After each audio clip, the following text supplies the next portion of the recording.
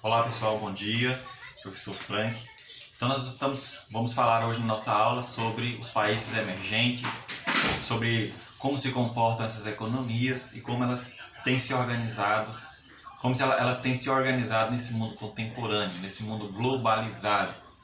Bem, então, durante a Guerra Fria, que foi o período pós-Segunda Guerra Mundial, o mundo era conhecido entre os países de primeiro mundo, países de segundo e países de terceiro mundo. Então, os países de primeiro mundo eram os países ricos, desenvolvidos. Os países de segundo mundo eram os países socialistas. E os países de terceiro mundo eram os países que não tinham nenhum grau de desenvolvimento, eram países pobres. Então, com o fim da União Soviética, no ano de 1989, o mundo entrou em uma outra era, a chamada era globalizada. Então, a partir do momento em que nós passamos a ter a internet integrando mercados, o mundo passou a ter uma dimensão global. Os estados já não mais produziam produtos apenas para seus países. A partir de então, passava a ser importante a integração econômica. Então, a expressão países emergentes faz referência aos países em desenvolvimento, né?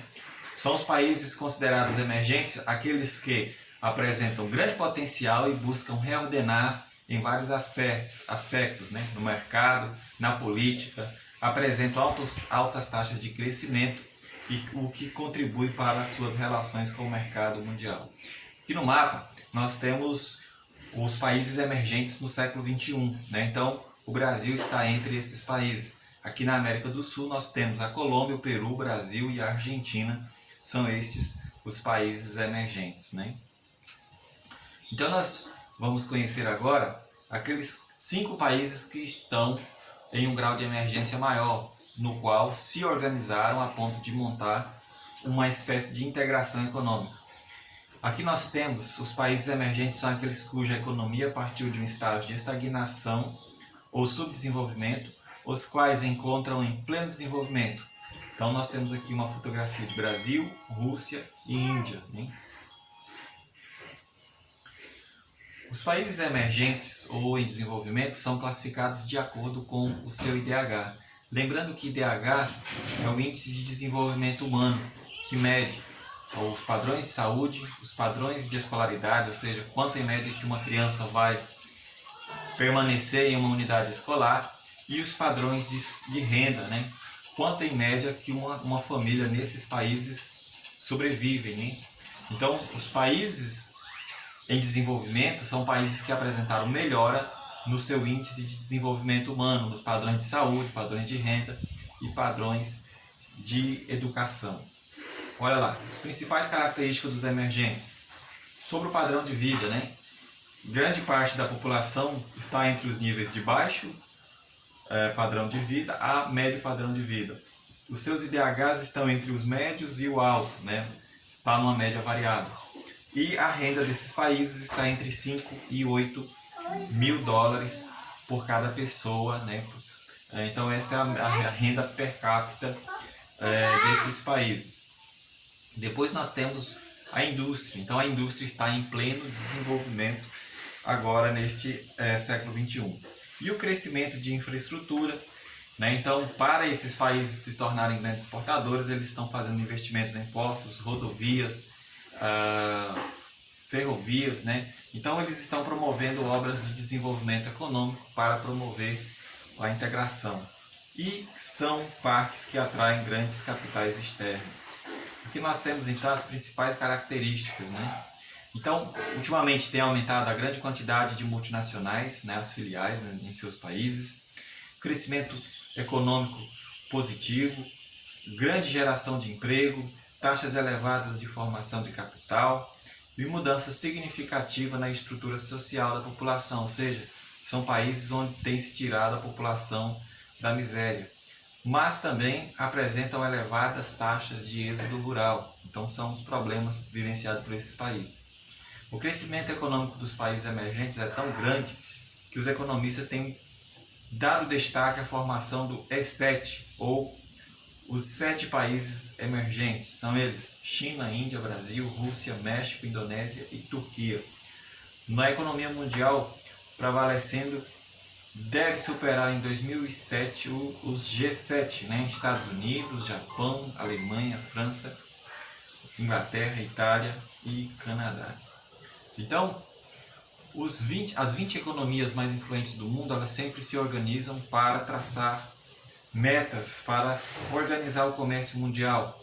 Então, o G20 é constituído por ministros da economia e presidentes de bancos centrais das 19 países de economias mais desenvolvidas no mundo, mais a União Europeia.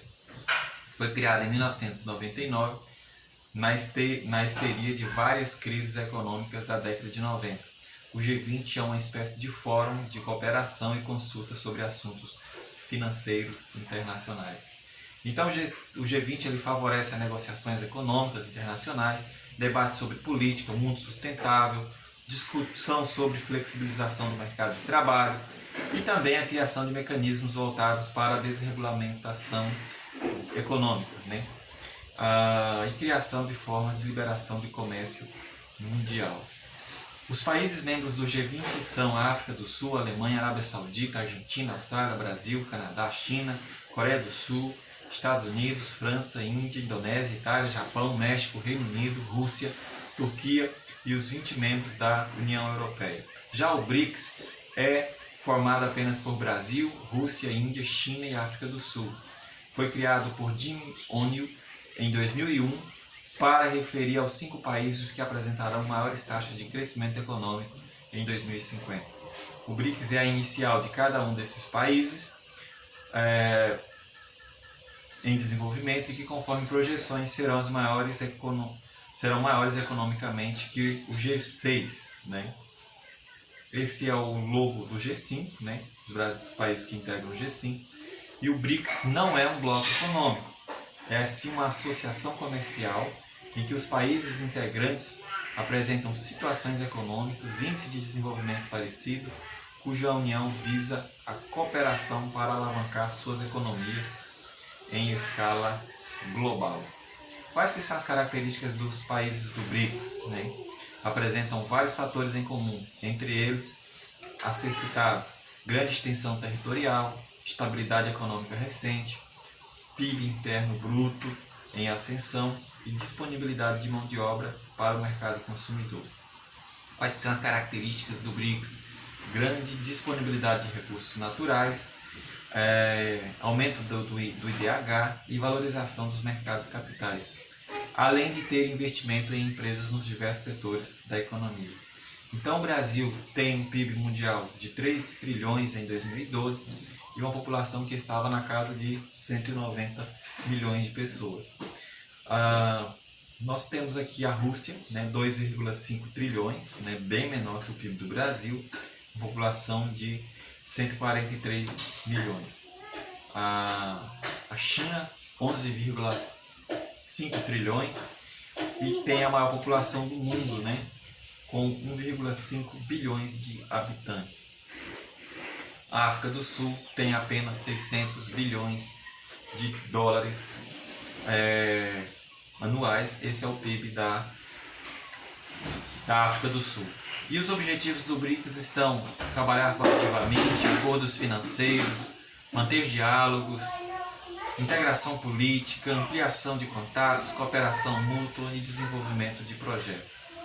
Então, os países emergentes não são desenvolvidos, são países que apresentaram elevação no desenvolvimento de suas economias e apresentam grande crescimento para o século XXI. Então, eles participam de vários fóruns, entre eles participaram da Rio+20, que foi a grande reunião climática realizada no Rio de Janeiro, no qual tem o objetivo debater a pobreza, desenvolvimento sustentável, desafios ambientais para o próximo milênio, sustentabilidade social, debater o aquecimento global, alimentos e a produção de energia, preservação de recursos naturais e desenvolvimento de projetos entre os países. Então, esses países estão cada vez mais integrados e esse é o objetivo. Então, espero que vocês entendam que o BRICS é uma associação entre os 5 países emergentes as 5 maiores economias emergentes do século XXI e que buscam maior integração e redução de dependência junto aos Estados Unidos. Valeu, falou!